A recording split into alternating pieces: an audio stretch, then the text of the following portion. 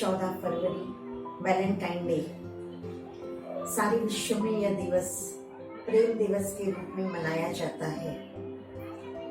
न सिर्फ यूथ में परंतु इस दिन हर व्यक्ति एक दूसरे के साथ प्यार का इजहार करता है, चाहे कोई गिफ्ट देकर, चाहे अच्छे शब्दों का इस्तेमाल कर, चाहे आपस में स्नेह मिलन कर एक दूसरे के साथ प्यार का इजहार करते हैं।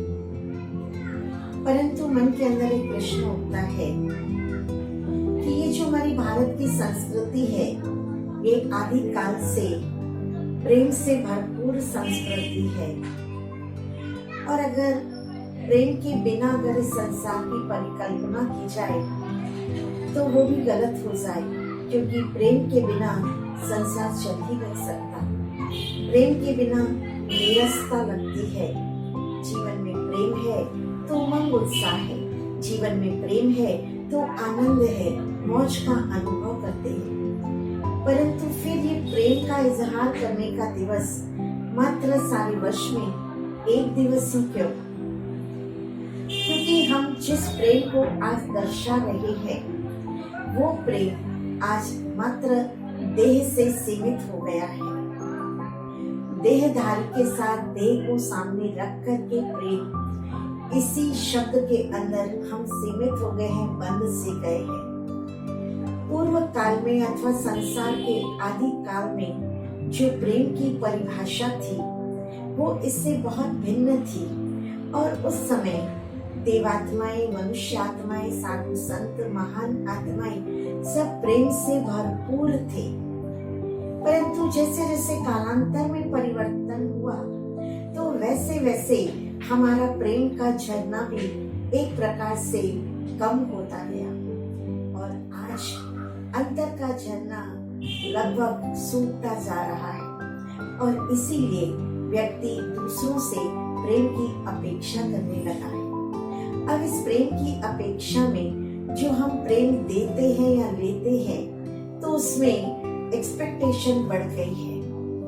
आज हम प्रेम को अगर देखें तो स्पेशली यंग जनरेशन में जो हम प्रेम की परिभाषा को देखते हैं तो वो सिर्फ बाहरी आकर्षण या एक्सपेक्टेशन या कुछ कंडीशंस, उसके आधार पर प्रेम होता है। और इसीलिए कई बार ये देखा जाता है कि सुबह को प्रेम है और शाम को वो प्रेम खत्म हो गया। तो वो प्रेम का दरिया सूख कैसे गया? क्योंकि अंतर में वो प्रेम का झरना नहीं बह रहा है।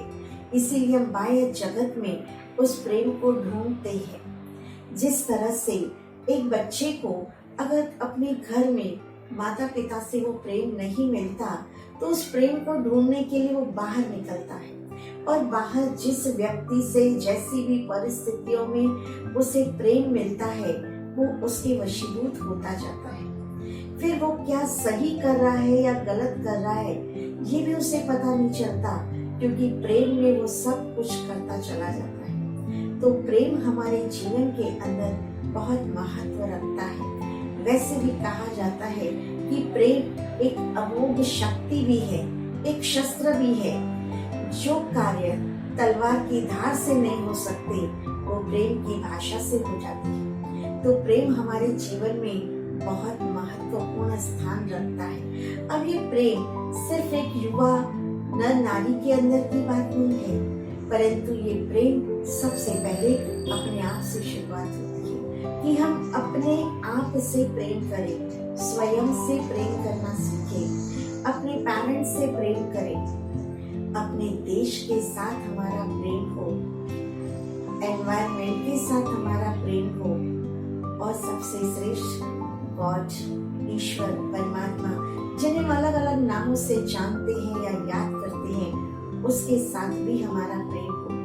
अगर हम इतिहास को देखें, हिस्ट्री को हम देखें तो राधे कृष्ण का भी आपस में प्रेम था, राम सीता का भी प्रेम था, मीरा का भी कृष्ण के साथ बहुत प्रेम था।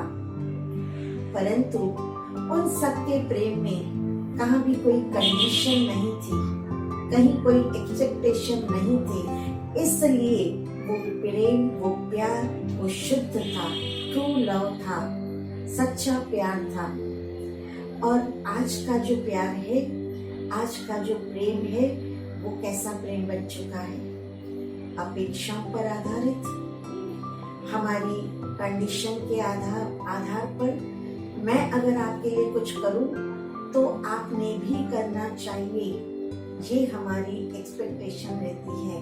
और अगर सिर्फ हमने एक तरफ से किया और सामने वाले ने कुछ नहीं किया, वहाँ प्रेम खत्म हो जाता है। परंतु प्रेम तो वो सरिता है जो निरंतर बहती रहती है। इसीलिए प्रेम को गंगा के शब्द से भी जाना जाता है कि प्रेम की गंगा बहती रहे, पर वो कब?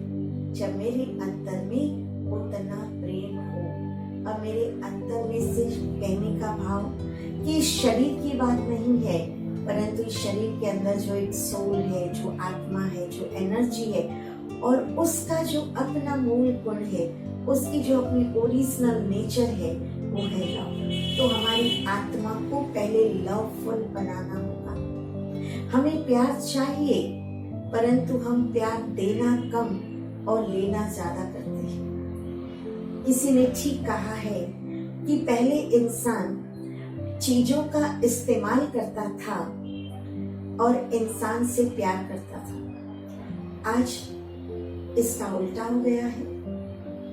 आज इंसान को इस्तेमाल किया जाता है और चीजों से प्यार किया जाता है, जिसके कारण जब हम इंसान का इस्तेमाल करने लगेंगे तो इस्तेमाल करने वाली चीज का क्या करते हैं? इस्तेमाल किया, सुख लिया, प्राप्ति हुई, उसके बाद में उसे फेंक दिया।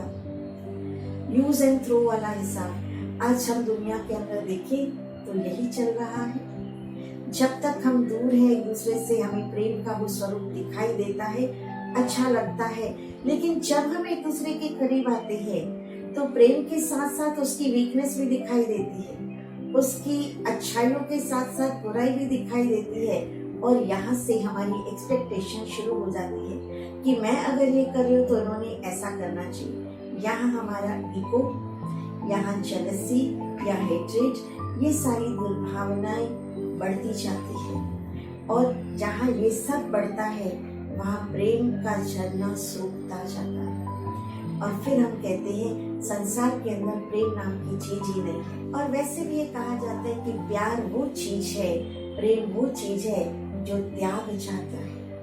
प्यार वो चीज है जो कुर्बानी चाहता है। और कुर्बानी वो चीज है कि जो करने के बाद वर्णन नहीं किया जाता। कुर्बानी कर दी, बड़े से बड़ी बात उसके पीछे छोड़ दी, पर उसका कोई वर्णन नहीं होता कि मैंने इसके लिए ये किया। आपने भी कई उदाहरण ऐसे संसार में देखे होंगे कि जिसके साथ बहुत प्यार होता है उसके लिए दिन क्या, रात क्या, अपनी आदतें क्या, बहुत बड़े बड़े काम क्या, सब कुछ करने के लिए हम तैयार होते हैं। क्यों? क्योंकि मात्र प्यार है और उसके लिए हम वर्णन नहीं करते हैं। लेकिन जहाँ थोड़ा सा क्लेश शुरू हुआ, वहां पर हम उस प्यार के पीछे जो हमने कुर्बानी की, उसके पीछे जो हमने त्याग किया, उसके लिए जो हमने अंडरस्टैंडिंग की, उसके लिए जो हमने कोऑपरेट किया, वो हम काउंट करना शुरू करते हैं कि हमने ये भी किया, ये भी किया, ये भी किया। तो क्या ये दिल से प्यार था? क्या ये दिल से कुर्बानी थी? क्या ये दिल से त्याग था? तो शायद नहीं। आज एक माँ अपने बच्चे के लिए कितनी ही रातें जागती है, कितनी तकलीफें उठाती है, पर माँ ने कभी ये नहीं कहा कि मैंने बच्चे के लिए ये तकलीफें उठाई, मैंने इतनी सब रातें जागी, मैंने इतना कुछ किया। माँ कभी इसका वर्णन नहीं करती, क्योंकि उसका बच्चे के साथ अगाध प्रेम है, सच्चा प्यार है, दिखावे वाला प्यार नहीं है। क्योंकि वहाँ मेरापन है, मेरा बच्चा है। तो यहाँ भी जब संबंधों में मेरापन आता है, अपनापन आता है, तो वहाँ ये कंडीशन समाप्त हो जाती है। पर आज का जो प्रेम है उसको हम ये समझते हैं कि अगर प्रेम है तो उसके साथ हमारा मिलना यही एक उसकी मंजिल है। दो व्यक्ति अगर आपस में एक दूसरे के साथ प्यार करते हैं तो क्या समझते हैं कि हम एक हो जाएं, यही हमारे प्यार की मंजिल है। और इतनी मंजिल समझने के कारण हम समझते यही सब कुछ है। लेकिन एक लाइन याद आ रही है एक फिल्मी गीत की कि तन से तन का मिलन अगर हो न सका, मन से मन का मिलन कोई कम तो नहीं। यहाँ हम तन से मिले, हम एक हो जाए, सारी बातें सोचते और नहीं मिले तो प्यार नहीं है, ये समझ कर चलते हैं। पर हिस्ट्री के अंदर आपको एक नहीं हजारों उदाहरण मिलेंगे कि जो शायद तन से एक दूसरे के साथ नहीं मिले, परंतु अगाध प्यार अंत घड़ी तक रहा और दुनिया के अंदर वो अपना नाम अमर कर गए। ऐसे प्रेम के उदाहरण बहुत है। मीरा का उदाहरण है, श्री फरहाद का उदाहरण है, बहुत सारे ऐसे उदाहरण है जिन्होंने बहुत दिल से एक दूसरे के साथ प्यार किया, पर बिना किसी एक्सपेक्टेशन के, बिना किसी कंडीशन के। आज पुनः उस चीज की आवश्यकता है कि हम बिना कंडीशन से प्यार करें। पर प्रश्न उठता है कि वो कैसे हो, बिना कंडीशन से प्यार कैसे हो, अपेक्षाओं रहित प्यार कैसे हो। तो उसके लिए हमें अपने आप को जानना होगा कि वो प्यार करने वाली मैं कौन, मैं इस देह के अंदर जो मैं आत्मा हूँ, उस आत्मा के अंदर प्रेम का गुण है। मैं आत्मा ही प्रेम स्वरूप हूँ, लवफुल सोल हूँ। अगर ये गुण मेरे अंदर मुझे पता चल जाए और मैं इसका चिंतन करूं, तो मेरे अंदर का प्रेम बढ़ने लगेगा। और जहाँ प्रेम बढ़ता है तो प्रेम रिस्पेक्ट देता है, प्रेम कोऑपरेट करना सिखाता है, प्रेम उमंग उत्साह में रहना सिखाता है, प्रेम किसी भी बात के त्याग करने के लिए हमारी तैयारी दिखाता है। तो प्रेम हमें बहुत कुछ सिखाता है। इस अंतर के प्रेम को हम बढ़ाएं और ये बढ़ेगा तब। पहली बात, स्वयं को लॉफुल सोल समझे।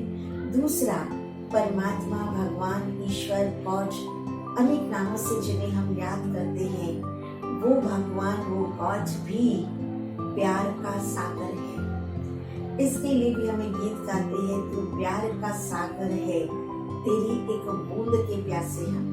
अब आप सोचिए कि वो गॉड जो प्यार का सागर है, उसकी अगर एक बूंद भी मुझे मिल जाए तो मेरा जीवन प्रेममय बन जाए, मेरा जीवन प्यार से भरपूर बन जाए, तो उस गॉड के साथ मेरा कनेक्शन। ये कहा गया है God is love, love is God, कि भगवान से प्यार करो, भगवान से प्यार लो। प्यार करोगे तो प्यार मिलेगा।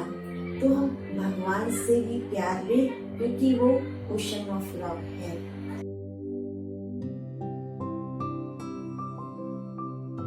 हर व्यक्ति के अंदर एक आत्मा है और हर आत्मा उस परमात्मा गॉड फादर की संतान है। तो वो प्यार का सागर है, तो हर आत्मा प्यार स्वरूप है।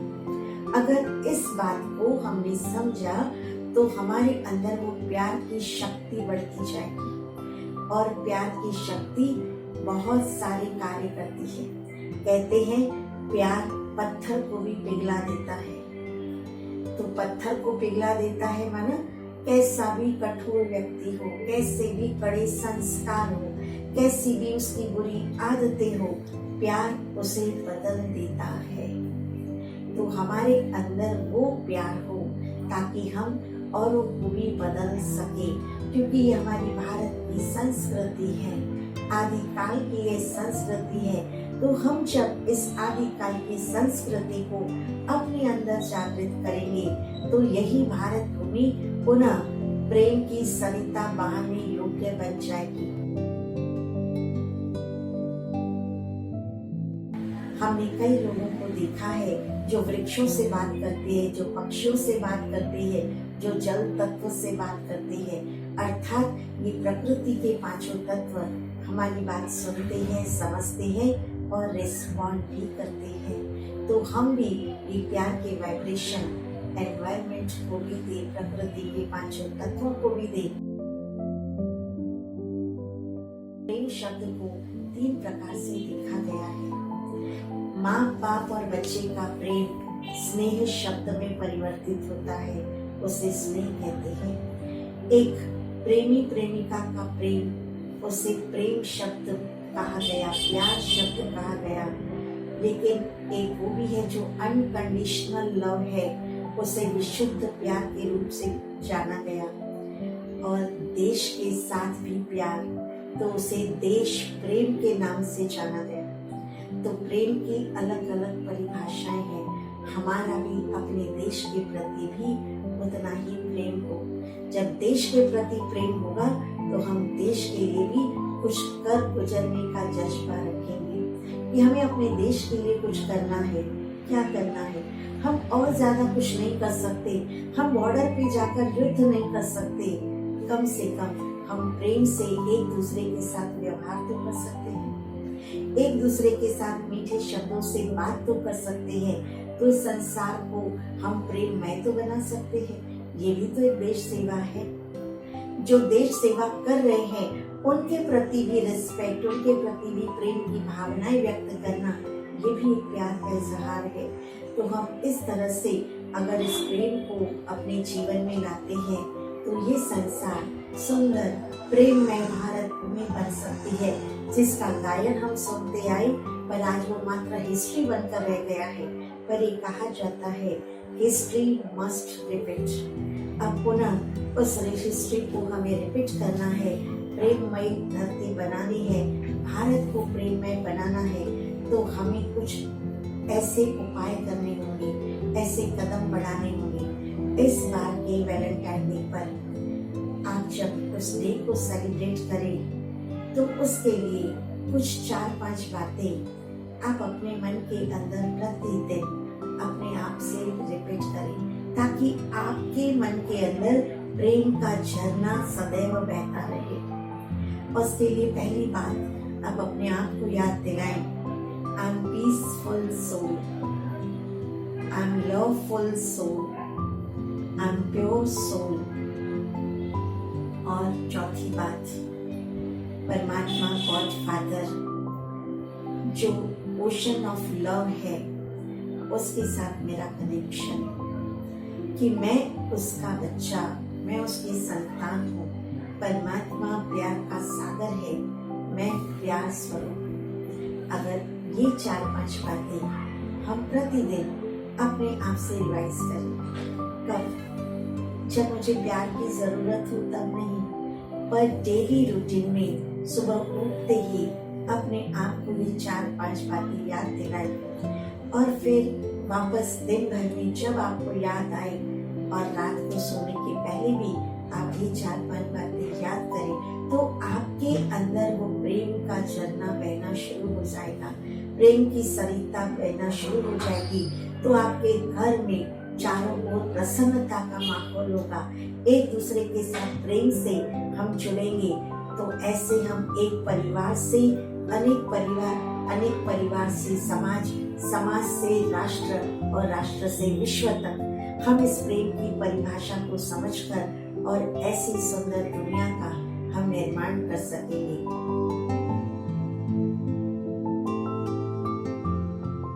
मैं डिवाइन सोल, दाता स्वरूप, मुझे सबको देना है, देना है और देना है। क्या देना है?